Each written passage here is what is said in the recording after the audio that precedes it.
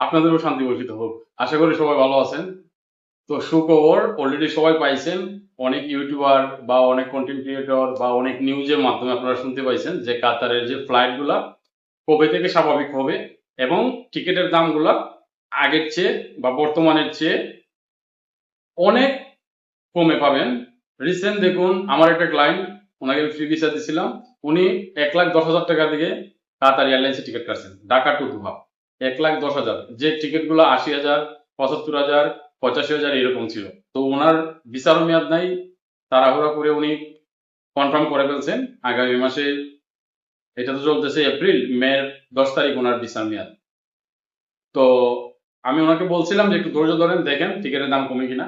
তো যাই হোক, উনি তাড়াহুড়া করে প্রায় 1,10,000 টাকা দিয়ে কিন্তু টিকিটটা ক্রয় করছিলেন। তো এখন আপনারা ইতিমধ্যে শুনতে পাইতেছেন যে এই যে এপ্রিলের 20 তারিখ কাতার সিভিল এভিয়েশন বা তাদের যে অথরিটি আছে, আকাশ রুট বা বিমানের যে নিয়ন্ত্রণ যারা করে, তো যাই হোক এগুলোর নাম হাবিজাবি বলার প্রয়োজন নাই। আপনারা অনেকে আমার মুখ থেকে শোনার জন্য অনেকে আমাকে মেসেজ দিতেছেন, ইমেল করছেন, ধন্যবাদ আপনাদের। অনেক ভিডিওতে কমেন্ট করছেন যে ফ্লাইট নিয়ে কিছু বলার জন্য।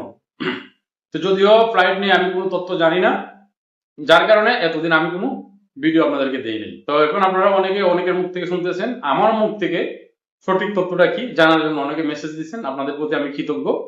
আপনাদের ভালোবাসার কারণে আমি চেষ্টা করি আপনাদেরকে সঠিক তথ্যগুলা দেওয়ার জন্য।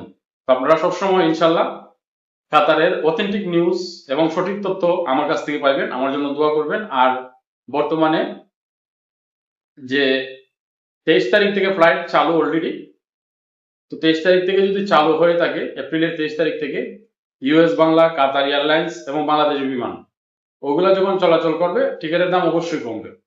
তো আপনারা ওইগুলা শিডিউল দেখে নেবেন। এবং এটা 23 তারিখ থেকে চালু হবে, তার মানে আগামীকাল 23 তারিখ, এপ্রিলের 23 তারিখ থেকে চালু হবে। যদিও কোনো কারণে মিস হয়, ইনশাআল্লাহ সমস্যা নাই, নেক্সট ফ্লাইট দিবে তারা। এবং এখন যেহেতু কাতার এয়ারলাইন্স, বাংলাদেশ বিমান এবং ইউএস বাংলা এগুলা চালু হচ্ছে, তার মানে টিকিটের দাম অবশ্যই কম হবে।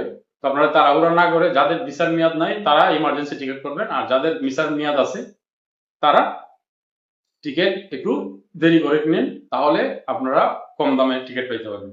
তো মূলত এটাই আজকের বিষয়। আশা করি আপনারা বুঝতে পারছেন।